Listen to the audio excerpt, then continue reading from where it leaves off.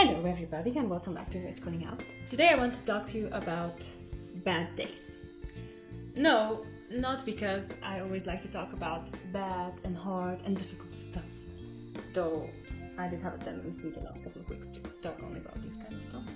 But because I want to end up talking about good things. And recently in my life I have been experiencing some very difficult days. But there were a couple of things that I discovered I knew how to use. And I felt like, you know what, guys, I'm going to make a video about all the things that helped me in this time. And my hope is that if you're going through a bad day or a bad mental health day or a hard stretch of time, that you will be inspired by this list of 5 things that I put together for you. We put together for you. You're going to see in a moment what I mean. And come out on the other side of it as a freshly renewed person who is not only survived a bad stretch, but has actually gained something along the way.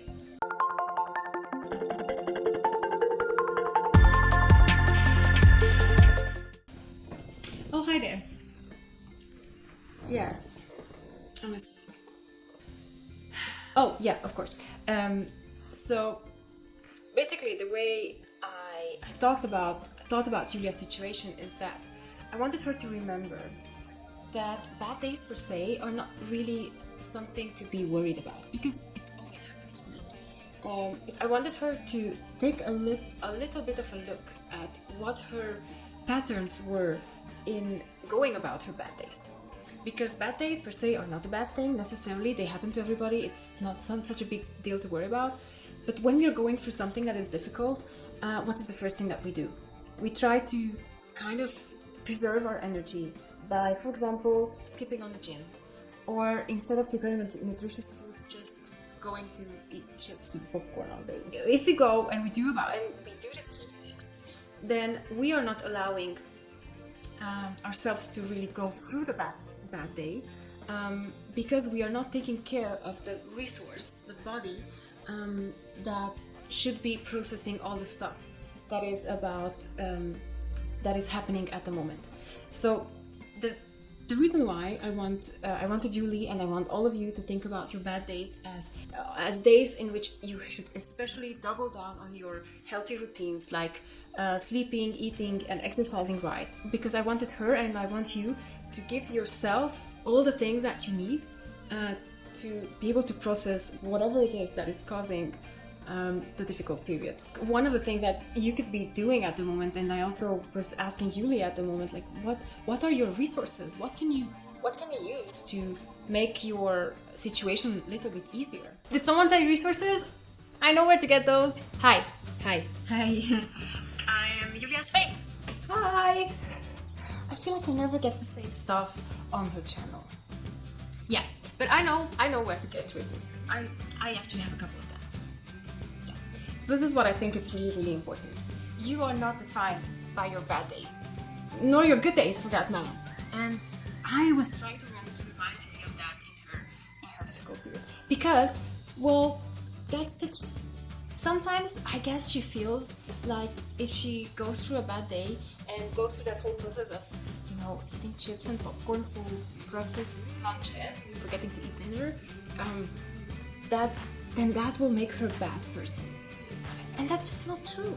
I just really wanted her to take a step back and remember who she is, her identity in God, who she was created to be, and how God says that it's so okay that we're going through the difficult stuff. And it's so okay that we're experiencing weakness in those days, because that's just how life works. And then I just really wanted her to remember that God is a God first. I really wanted her to remember, because she always tells this to people and she always forgets to do it herself. I really wanted her to know to put rest like a label on everything that is happening right now. So I wanted her to think about, okay, how can I practice rest in this situation? Oh yes, definitely. Rest is a great idea. Rest is basic. Like, whether or not you believe that God created you this way or not, believe me, rest is what you need in this kind of things. Actually, if you think about it, there are a couple of ways you can practice rest, right? You can practice rest first and foremost by taking care of your physical body. By just really remembering to sleep And because this is a harder time, take more time for yourself to sleep. Make place for yourself to sleep. Just go to sleep earlier or sleep in. Because that is how God created human beings to work. We go through 2/3 of our day thinking, and then there's 1/3 that is designated to just shut down and refresh everything. That is how God created us, to be able to tackle problems. Yes, sleep. Oh my God, there's so many research attesting to the reason why it's so important to sleep, like quality, quantity of sleep. Go ahead and do what FaithLady said. That's really good for you. Also, one little tip there: if you do change your sleep schedule for the time being, just remember you should be getting a solid 7 to 8 hours of sleep every night. And if you change now to have like 9 to 10 or more hours for a couple of days, make sure that you don't change that for the long run, because that will have again bad effects on your mental health and health in general. So grab yourself a couple of days and just sleep more, but then see how you can go back to your sleep schedule so you don't end up hurting your brain more than whatever you're going through at the moment. And then you can find out where are other places in your life that you can rest. Like rest in your activities. I wanted to remind her that she doesn't need to do all the stuff that she always does. Like she can adjust and reprioritize. If there are stuff that were on her list for those days, I just said, you know what? I think that can wait. So let's try and make it wait. If there are people who would have wanted her to be available for them at that moment, I just try to remind her that she cannot pour from an empty cup, and that those who are her friends will understand that she needs a little bit of distance and rest so that she can process. It's about remembering, and I think this is really hard for Yuli. Remembering that God will always give enough time for all the things that she was meant to be doing. If this is a day that kind of interrupts the to-do list, it is surely because God might have wanted her to prioritize whatever is happening right now, rather than on the list that she thought or others thought that she should be doing at the moment. Maybe it's the same in your life as well. So 3, rest emotionally. I love how God created us to be people who are full of emotions, and on any given day we just range from joy to anger to disappointment to sadness to depression to anxiety. Some of those feelings are like off the chart, and that also makes us tired. So whenever there's something like really big, like if you're having a bad anxiety day and you're experiencing a lot of anxiety, like that's just kind of everything that's on your mind, then why should you also try to experience emotions that are related to maybe other people or the news? Rest emotionally, guard your emotional boundaries. Just allow yourself to be feeling the things that you should be feeling, and for all the things that are too much for you at the moment, just take a day off from social media, just take a day off from family drama if you can, and allow yourself that grace of not having to always be present for everybody else and present for everybody else's emotional states. Yes. Set emotional boundaries. Very important. You know, it might be that you're having a hard day because you have been not respecting boundaries the period before, so check that out. Oh, my second favorite, number 4, rest socially. What does that mean?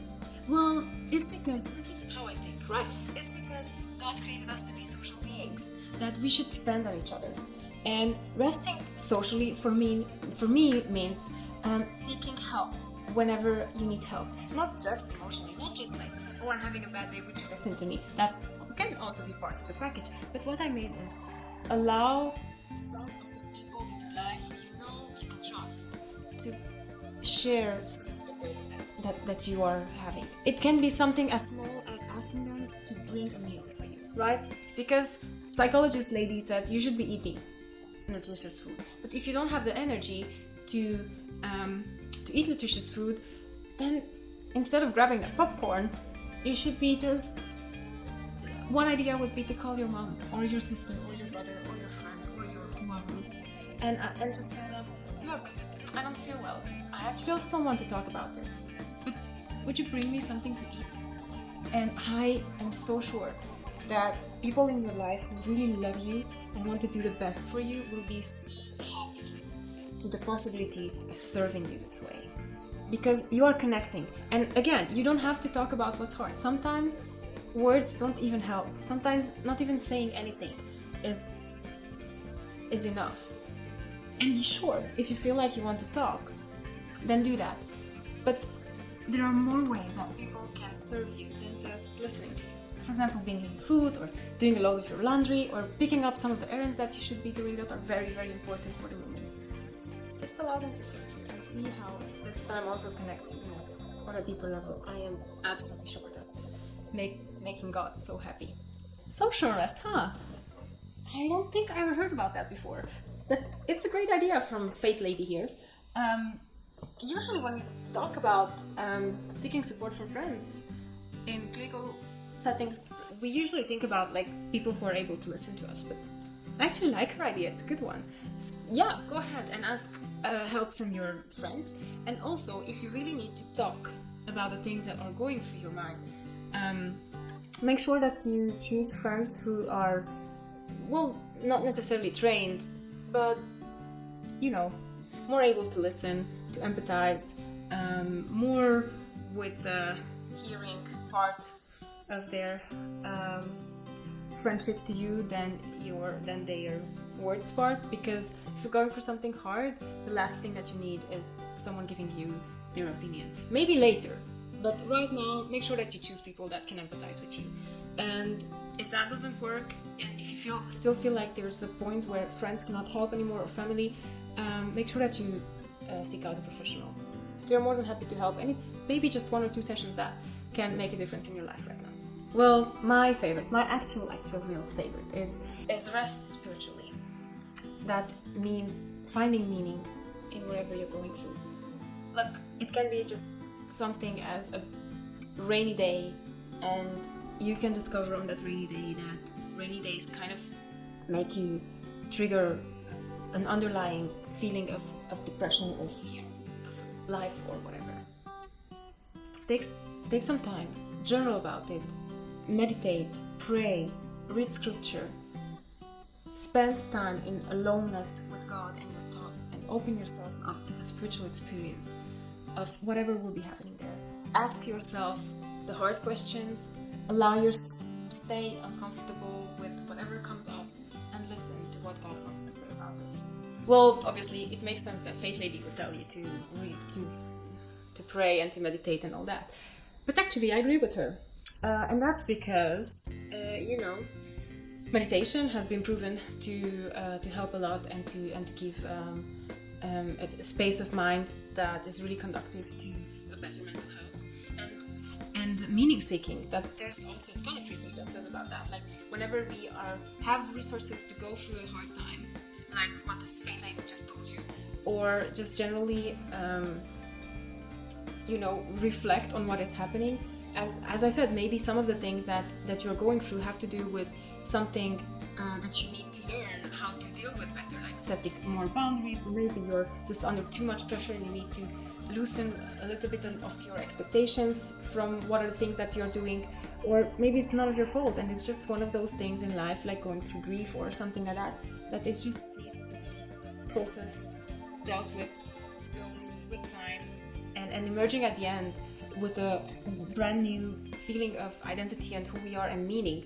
So actually we have research for you linked in the description box that says about meaning seeking and all these kinds of things, and how much spirituality and finding a meaning in your faith helps you not just deal better with life's hard stuff, but with regards to your future mental health as well.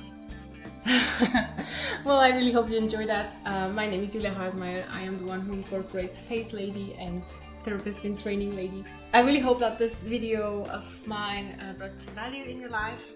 I hope that you don't experience as much bad mental health days or bad days in general. But if you do, make sure that you do some of these things and allow them to help you. And if you know people in your life who are going through something tough, make sure that you share this video with them. And if you like what I'm doing and feel that I add value to your life, make sure that you subscribe to my channel and hit that little bell notification so that YouTube will give you a notification every time that I upload a new video, which is episode a day, by the way. So thank you so much for listening. I really hope this blesses your day. I'm wishing you good luck for all your future bad mental health days and wishing you a great day. Bye! Take care!